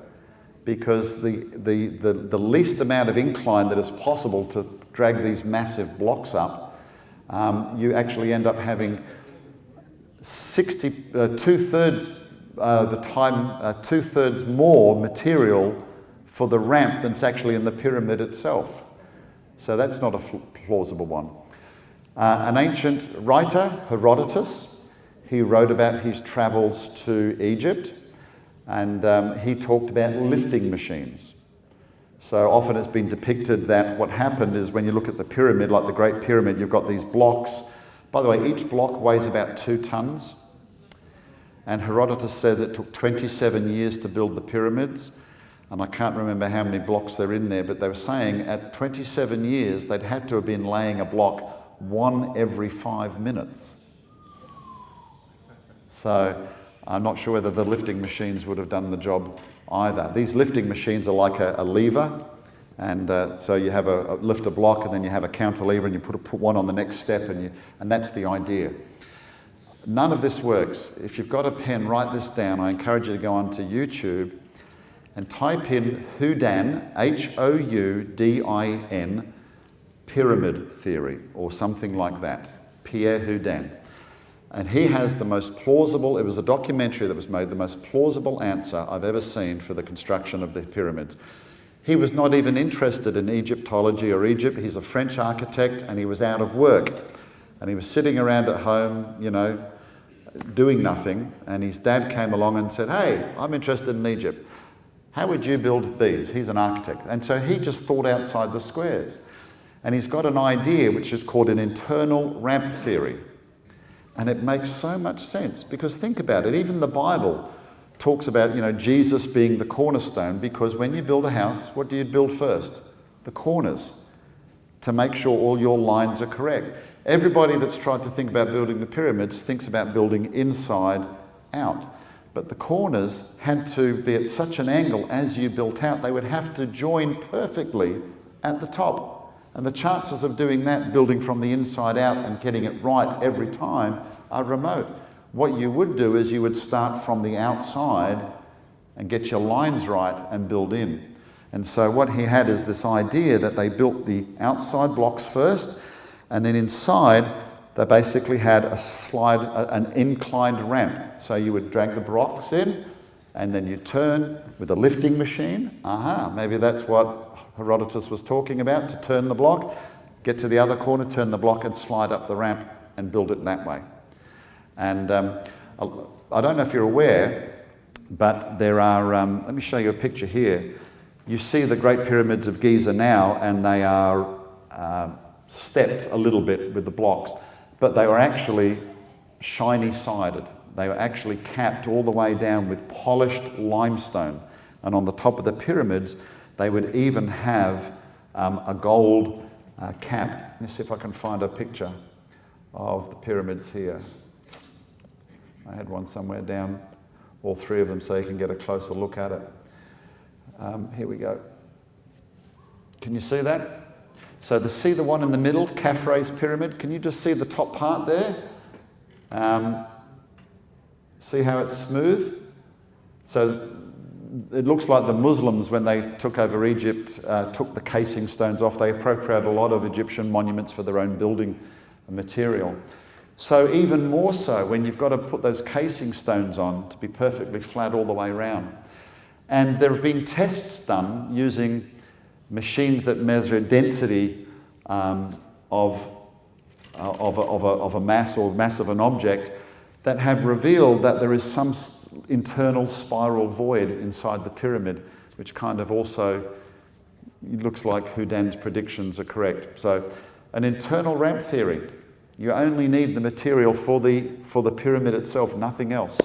And we now know that the blocks, we've found depictions where they have people, they used sleds, and they put water in front of the sand. And the minute you do that, it just doesn't dig in, it slides perfectly over the top. And also right at the site in Cairo, because you can see the city of Cairo spreading out there, you can see the quarries, the limestone quarries, where they got all their limestone from as well. When you look at this, there are other things about Houdin's theory, because inside there's this big internal void that nobody knew, what it was for, because inside there are granite blocks constructing the roof and the walls of the tomb for Khafre that are 20 tons each. And they had to try to get those up the top. So lifting machines ain't going to do that. There's no wood strong enough to do that. Now all that granite had to come from Aswan in the Upper Nile too. So timing-wise, how long it built, he says about 26 or 27 years. I think there's 2 million blocks in there or something like that. And again, everyone carved by hand. But they had, how they constructed them, copper was pretty much the hardest material they had for that, but they had saws, and they were made of copper. But as soon as you start a groove, if you sprinkle a bit of sand in there, it acts as a cutting agent for you as well. So you can cut through limestone pretty well. And of course, I think they had plenty of sand they could do that with.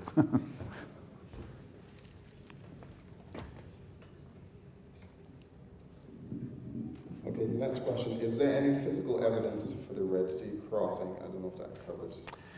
Do we have any physical evidence? Yeah. And does the Egyptian Book of the Dead contain any similarities to the Bible?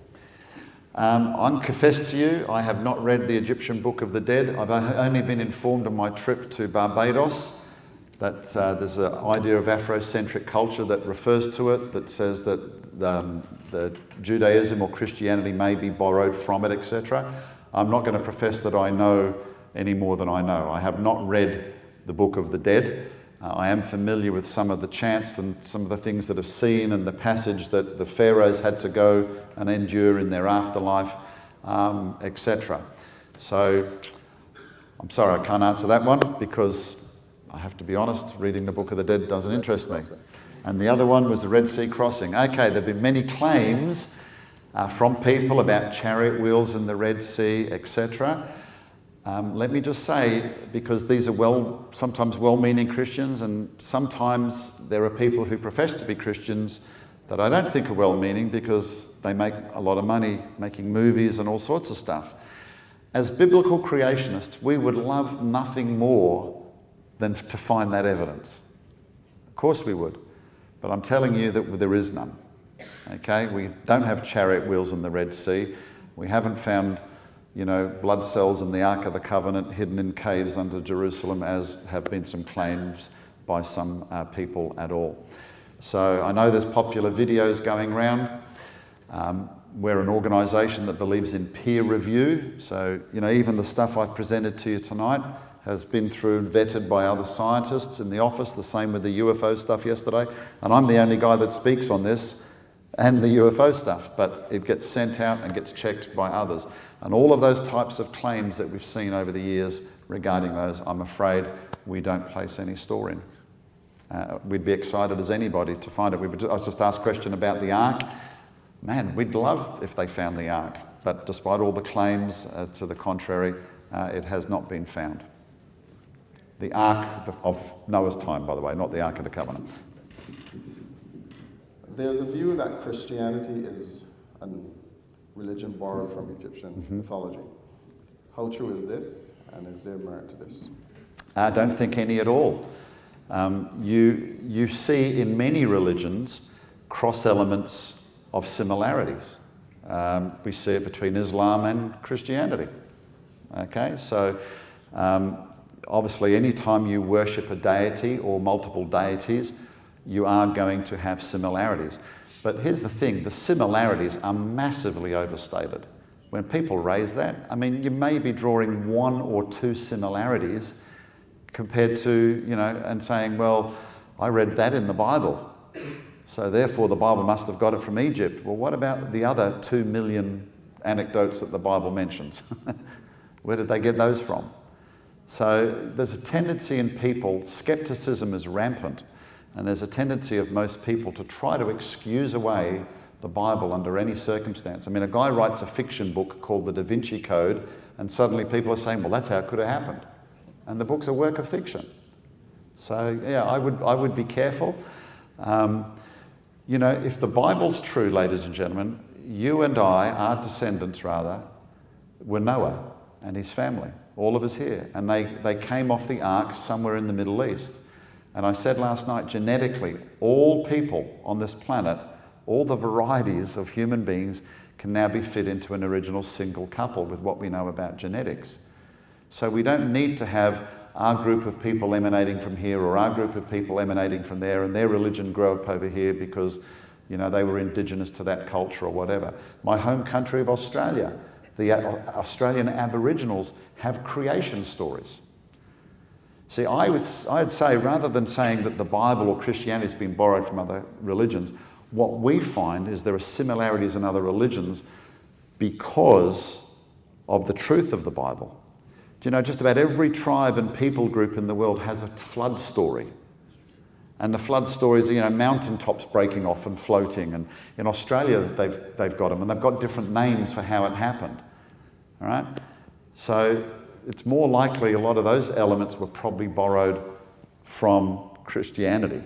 Now, in the case of Egypt, of course, you're talking, prior to the leaving of the Hebrews in Egypt. But as I said, just when you worship deities anyway, you are going to find similarities. Both cultures, the Hebrews and the Egyptians, believed in the afterlife, right? The Egyptians believed that they would find favour with the gods for certain things that they would do. And obviously, by the time, when the Israelites left, they were given a bunch of laws that they had to follow to try to find favour too, until Christ came and took the place of all of that as well. So, yeah, you'll always get similarities. I mean, I said to Roger the other day, a skeptic I was talking to once said, if people were not raised to believe in any religion, they'd go into the middle of the desert and build something and worship it. And I said, yeah, they would. Why? The Bible tells us that God is in our hearts. Eternity is in our hearts. We know instinctively there is something more. Unfortunately, education, evolution teaches people there's not. That's the difference. Okay, this is our final question, and I'll allow you to read because the pronunciation is misleading. What do you say about the parallelism between mysticism and Christianity? Mysticism is spelled. Mysticism. Is there any difference between that and what I just said? There are elements of New Age that are similar to Christianity. And again, I'm not familiar with what you mean by mysticism when you ask the question. So perhaps rather than me try to stab at an attempt, come and see me after if the person asks that question and can probably discuss it if you give me an idea of what you mean by that. And then I might be able to answer it. But I don't really know what is meant, because it's such a broad term, mysticism. It could encompass all sorts of things. So if you come and see me after and some specifics, and there's some other guys here who probably might know more about it too than I do. All right? Well, that's all. Sorry. That's all the questions we have. We invite